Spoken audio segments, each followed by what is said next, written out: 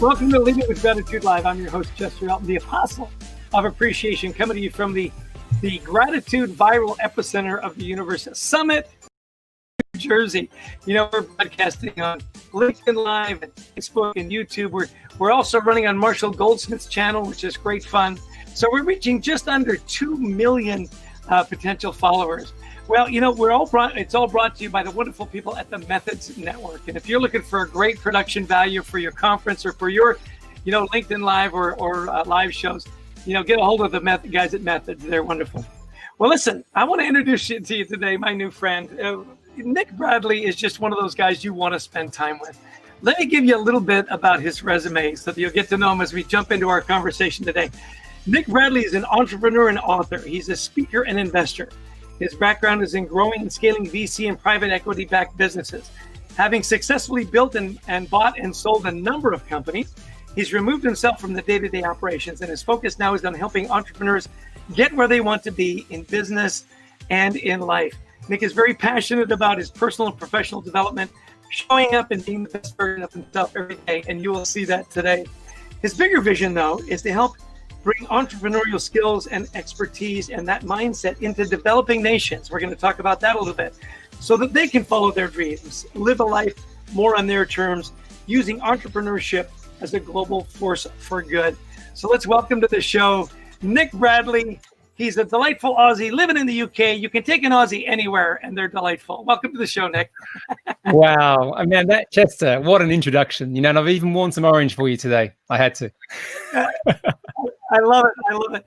Hey, as the conversation goes on, we're going to take a lot of questions. So put your questions in the chat box. And Christy, who's in our question command center in Atlanta, Georgia, wait for the crowd, love the glasses. She will put your questions in the box and we will have a good time with that as well. So Nick, entrepreneur, you're doing all this great stuff. What made you so passionate about not just building businesses, but the impact those businesses have on the entrepreneurs and their communities? Yeah, I mean, I started off as an entrepreneur at a very young age, Chester. I mean, I started my first business as an 18-year-old, and it wasn't a lemonade stand. It was a personal training business back in the sort of late 80s, early 90s in Adelaide, South Australia. And I kind of, back then, when you're young, you kind of do things, you don't think about it too much. I kind of thought I was bulletproof, and I kind of just started this business. It was pretty successful early on, and then I sold it, and then I kind of went into the world of corporate. But I've always had this sort of streak in me, which is that entrepreneurship has the ability to change lives, to change communities, geographies, change the world. And I've always sort of been involved in that area, be that as an investor, be that as someone who's advised businesses on growth and scale up. And for me, I think now more than ever, particularly with everything that's been going on in the world, there's so many different challenges and so many different things that entrepreneurship can solve. My mission, my purpose is to scale, as you said, the thinking, the mindset, the aptitude, more globally to people who can't get access to this stuff, because I think it's going to make a big difference now and in the future.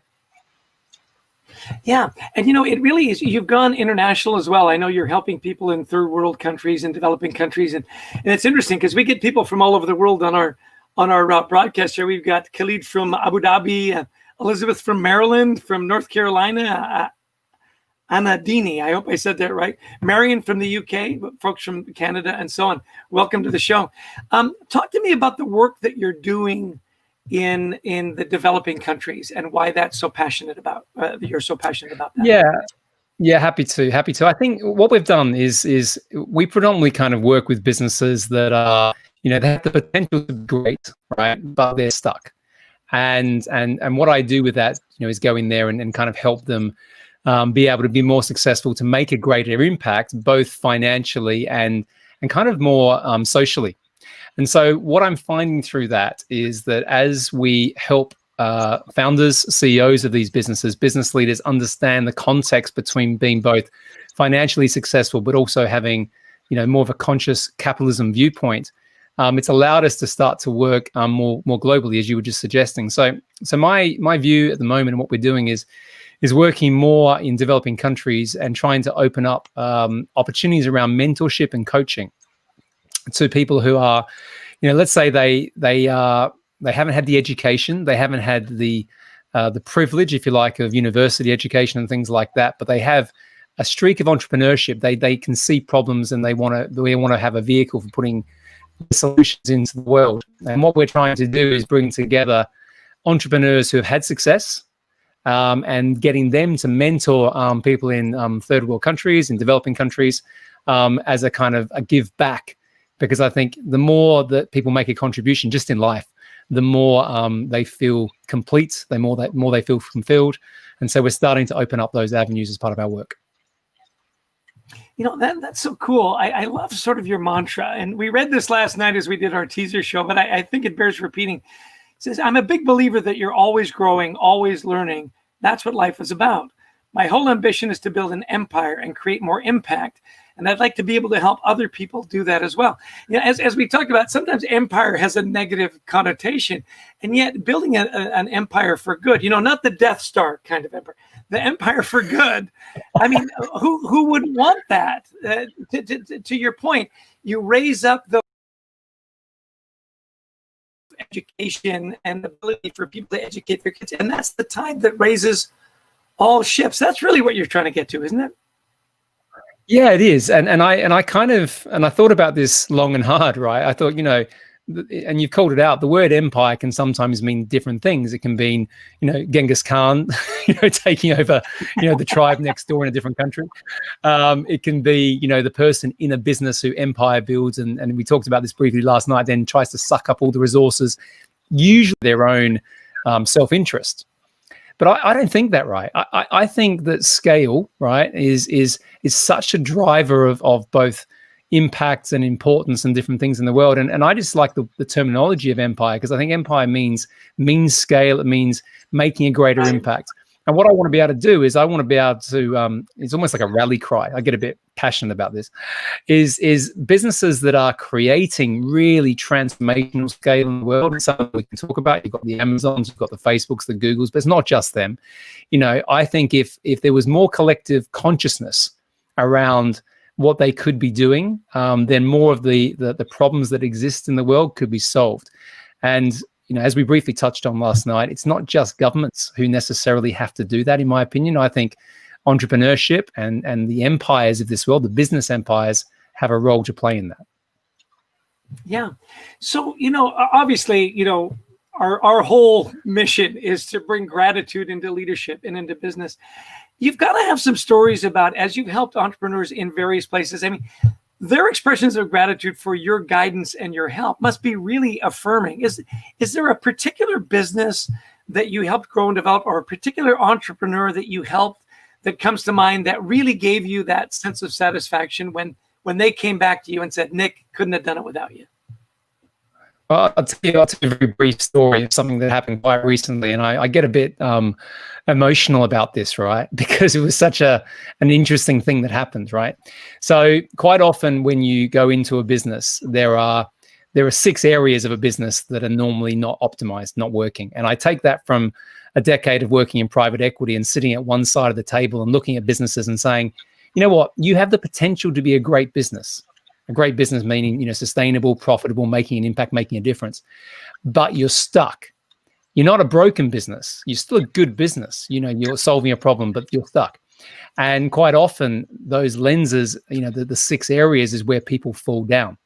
So there's a guy, I won't say his name. He'd probably like it if I said his name, but I won't say it, who at the beginning of COVID runs an online retail business. Reasonable size, not massive, but, you know, reasonable size, young guy, really passionate about what he does. And he just absolutely went into hibernation at the beginning. And the business was, you know, therefore performing not very well. He couldn't see anything out of it. And I spent 1 hour with the guy. And it ended up being a conversation around purpose, vision, and mission. Delving into mindset. And he was like, at the end of it, he was kind of crying, and he was like, you know, I don't know what I'm going to do. And I kind of thought, well, listen, I can't do any more now. I've taken you somewhere, and I knew I'd taken him there because we'd broken through any limiting beliefs he had. Anyway, so long story short, he went away and he gave himself a week. And in that week, he went away and he kind of raised himself up 50,000 feet. And he kind of looked at the world in a different way.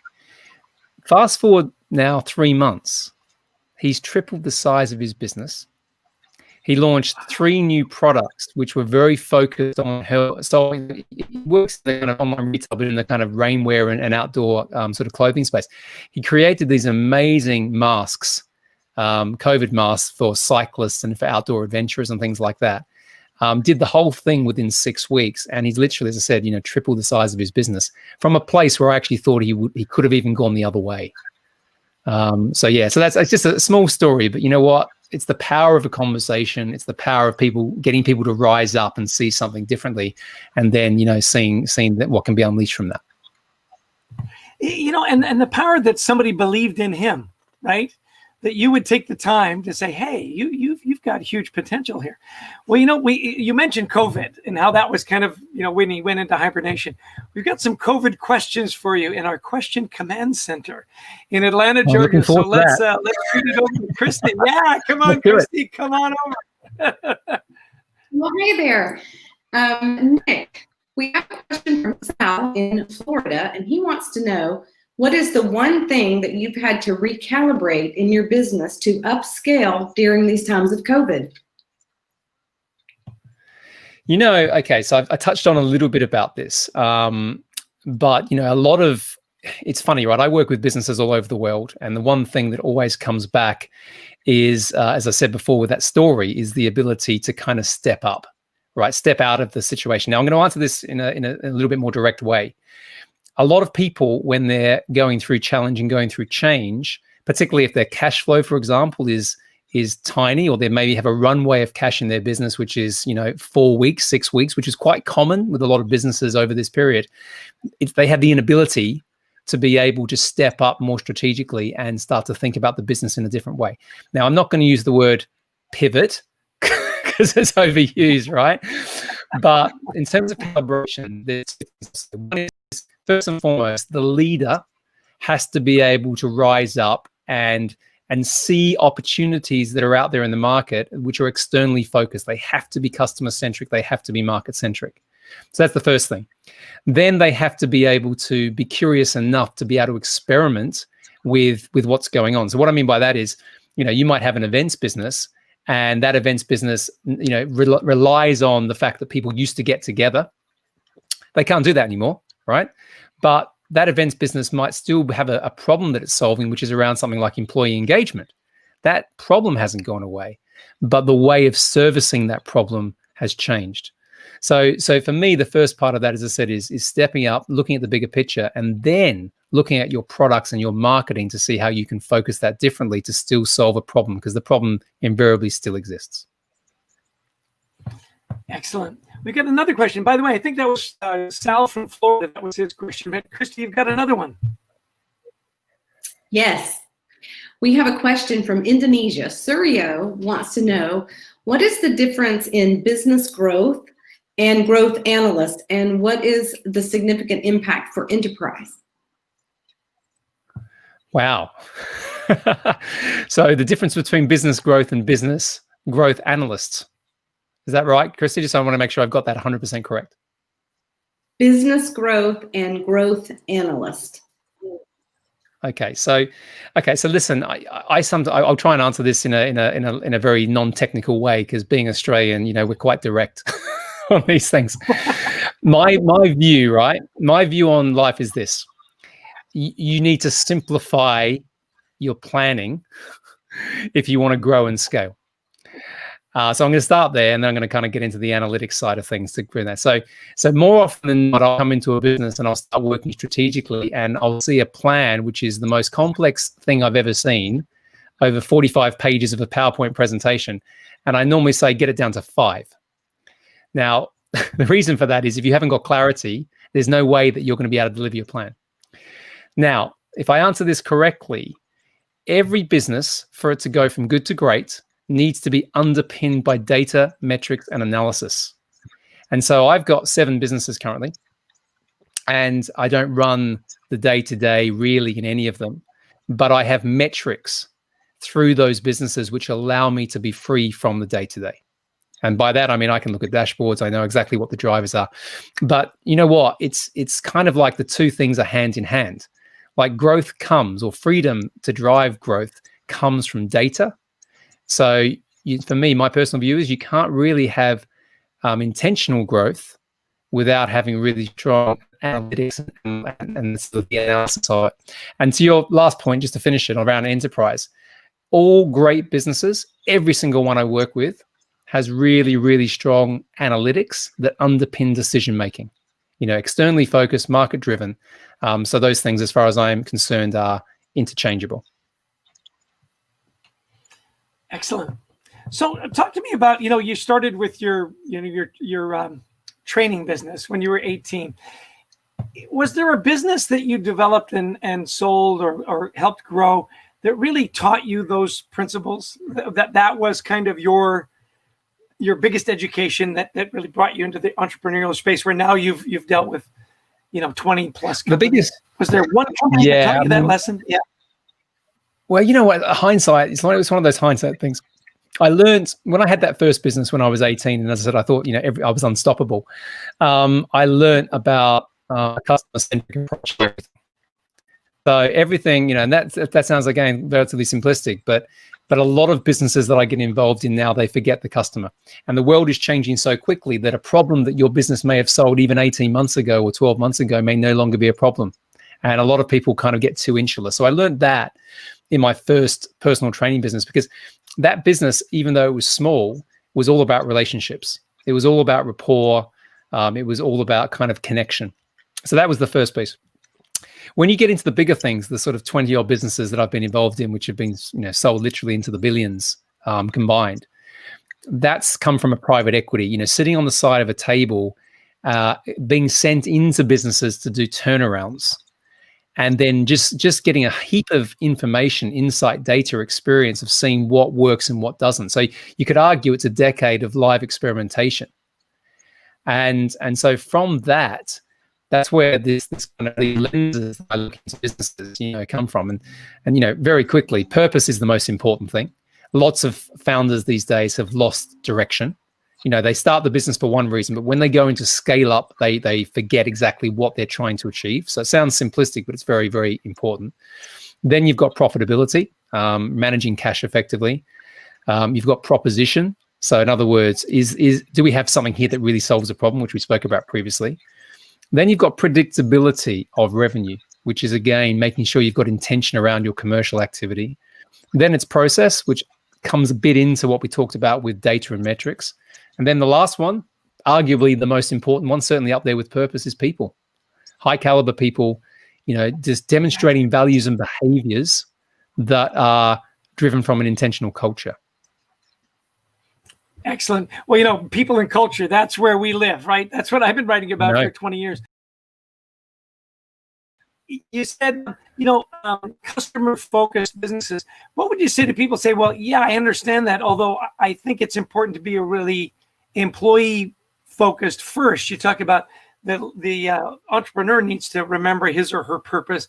How important is it, like those good people, that everybody on your team gets that purpose and you start with the employees before you get to the customer? Or is it the customer and then the employees? I know of some of these PE-backed businesses. As it's often said, it's the loneliest job in the world. And I think that's to some extent true, certainly in management. But the other thing is, I used to always say this. I used to say, I actually have two customers. All right. I have the customers who buy my products and services, and I have the customers that live within my organization as employees. And my job as the leader is to serve both of those communities. So I don't like to say which is more important. And I think, you can debate backwards and forwards. What I say is this: if you lose track of the external customer, in other words, you can't, you don't solve a problem that exists anymore, you're not relevant, then your business is going to die, all right, unless you change it. And if you don't look after your employees, if you don't honestly care about them and give up time for them, then you know what's going to happen? They're not going to, particularly now, because things have changed massively with how people think about it, they're not going to want to, rip up trees for you. They're not going to want to, take that hard march for you. They're not going to buy in. So for me, you have to look at both. I think they're equally important. Excellent. We've got a couple more questions at the command center, and then I want to get to your 4 pillars that I think are beyond brilliant. But Christy, a couple of more questions. What are they? Yes. So Kevin is in California, and he wants to know, what digital subscription models are you most confident in? Do you have advice for print subscription companies going digital? So yeah, cut out a fraction there. Was that advice on print companies going digital? Was that right, Christy? Yes. Yeah. Okay, so this is interesting. So a slight segue. I spent 15 years in media. I worked for a while with News International and then Getty Images, and I even did a stint at Boston Consulting Group doing the transition from print media to digital media. So it's almost like a stage question. What? I know it's not. I'm just mucking around. But okay. So here's the thing, right?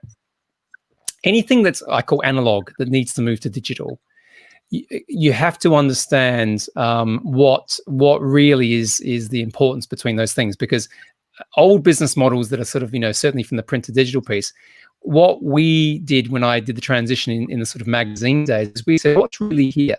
Well, what it was brand, it was community. And then it was providing inspiration, education, and sometimes actually products and services to allow people within that community to enjoy their passion. So my principle these days is the same. My answer is the same to this: is that just because you've got a legacy business which may be kind of analog in its business model, you still are going to have a brand, particularly if it's a business that's been going for some time, and you're going to have a community or a set of customers that kind of love what you do. The opportunity is to be able to understand, the problem that still needs to be solved and be able to solve that through digital means. And the other thing I often advise people to do is, because, we're talking in different parts of the world, technology has evolved so much, even from when I was working in that space, is have a look at your market from more of a global perspective, as opposed to something which may have been constrained previously because of the physicality of your products and services. So it's an interesting play. When I was at Getty Images, we transformed what was stock photography to being fully online. And what used to happen is people used to send out these kind of packs of photos, literally these kind of massive books of photos, and people would choose what they wanted for media campaigns and advertising campaigns. And we just put all of that same content online so it could be accessed 24/7 anywhere in the world. And that business, I think it was sold 4 or 5 times, well into the billions in the end. Wow. Yeah, you're right. When you're digital, you can go global in a heartbeat, right? As opposed to having to mail stuff out. Interesting. Yeah. Hey, so I want to get to your 4 pillars. You say, look, and this is great takeaway, by the way. If you've got a pen, write this down or put it in your phone. The 4 keys, he says, is to be grateful, be brave, have faith, and show up. And you say, a day doesn't go by that you don't say that to somebody. That you got to be grateful, be brave, have faith, and show up. Walk us through those and why those are so key to really exploding your business. Yeah, I mean, it's an affirmation for me, Chester. It's almost my personal mantra, because I'll take you through each of them quickly, because I think each of them have a purpose, and then they obviously work in unison as well. We don't need to talk too much about gratitude, do we? That's the show. No. Well, listen, buy the book. Just buy the book. Yeah, buy the book. No, what I said to you though was this, and this is what I believe, is that most people don't do things in life because of fear, and fear, depending on your perspective of that, is not really real. I mean, it doesn't mean we don't get scared. The human being, that's a trait which protects us. But fear is one of the things that I think holds a lot of people back. And for me, being courageous has been something that's been a lifelong mission, to kind of always be as brave as I can. But gratitude is the antidote of fear. So the more grateful and present you can be every single day for what you've got, the more aptitude that you have, my opinion, to be able to take on bigger things. So if you're stuck in fear mode because you're not grateful for what you have right now, it's very, very hard to make the next step to do something amazing. And then, being brave is the ability to take the step. We all feel fear. The difference between people who are really successful in business and in life is they take the step. They feel the fear, they do it anyway. And so being brave is about, for me, just doing it, where you're making that happen. But you've got to be able to face that, because we're all going to feel the same things. Having faith is an interesting one, because I put that down as trust. And sometimes people don't trust themselves enough. They don't trust their instincts. They don't trust their intuition. They don't trust their gut. And so sometimes people contextualize having faith as being a greater purpose. It could be a God. It could be whatever else. I think of it more in terms of, you've made the decision. You're courageous enough to do it. Trust that it's going to happen. Trust that it's going to work. Trust yourself. Have that confidence. And then the last one, which is, is all about taking action. A lot of people in life don't show up enough. They hide in the corners. And again, it comes back to fear. And more often than not, the people who are the most successful are the ones who commit to something. They stay disciplined. They keep doing it. They may not see the result straight away, but they keep at it. They keep at it. They show up every single day. And you know what? My view is that success in business and life is inevitable if you show up every day. So that's why those 4 pillars, those 4 principles are so important. And they've certainly shaped my life now and will do in the future. Yeah, I love it. Be grateful, be brave, have faith, show up. So where can people find more about your work? And tell us a little bit about your podcast. It's the #1 podcast in the UK. You're a podcast phenomenon. So where do we find your podcast? I'm grateful for that. Thank you, Chester. So Scale Up Your Business is my podcast. People can find that on Apple Podcasts and Spotify, and now Amazon Music. We've just gone live on that as well. The thing about that, right, is it's business. It's the mechanics of business. It's the blueprint of how you go from a business that's not performing to one that's extraordinary. So it's all those things you would expect it to be. But you know what? It's a lot about mindset. It's a lot about belief systems. It's a lot about the mantra we just went through, and the people that have really gravitated to that and have joined our community on Facebook, the Scale Up Your Business community, are people who understand that it's not just about the business, it's about the identity of the leader that's going to transform, the projection of the company. And that's where my whole mission, if you like, has been different. So yeah, have a listen to that. People can reach out to me on LinkedIn, which is great. So I was going to say, if anyone's here listening and they want to link into me, come and link in straight after the show. We've also got the 6 peaks that I was talking about before. If people have a business and they want to get that assessed, then they can take an assessment. We have a free assessment for people, so they can start to do that if they want to go deeper into some of this stuff as well. Excellent. So what do you want your work to be remembered for? Let's project 30 years from now. People say, "Oh, Nick Bradley, what do you want them to say?" I had this really weird thing I did, weird for me, but it's not weird when I say it, but when people go, "What?" So 6 years ago, I wrote down a 20-year vision. right? And one of the things I wrote down was to buy a Boston Celtics. Now, I love basketball, and they didn't do very well last night. But the reason I wrote down buy the Boston Celtics, right? I know I'm a little bit upset. I kind of was hoping to come on the show and be able to say, whatever.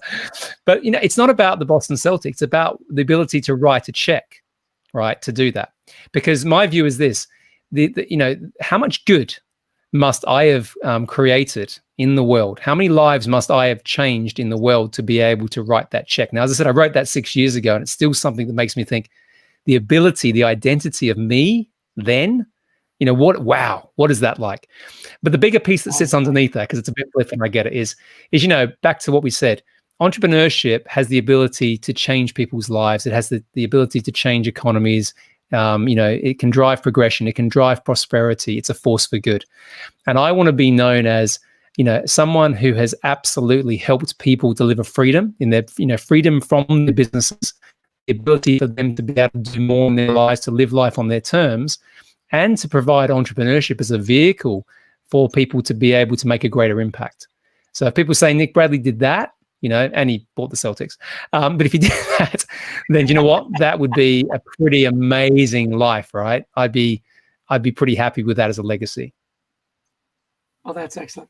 Listen, it's always a delight to talk to you, and delighted to have you on the show and share you with all our viewers and listeners. Your energy is contagious. Your mission is wonderful. Of course, we ask every guest, what are you grateful for today? Where did you find your gratitude? Oh, man. I always try and be creative here, Chester, because I have a gratitude journal. I every morning and every night, I write down the 3 things that I'm grateful for. But what always comes up? Every single day, it's my family. It's my amazing wife, Carrie, my 2 little girls, Arabella and Matilda. They're my why. And I catch myself every single day when I kind of go off on one, which is usually trying to think of bigger things to do and bigger things to achieve and, empires and all that.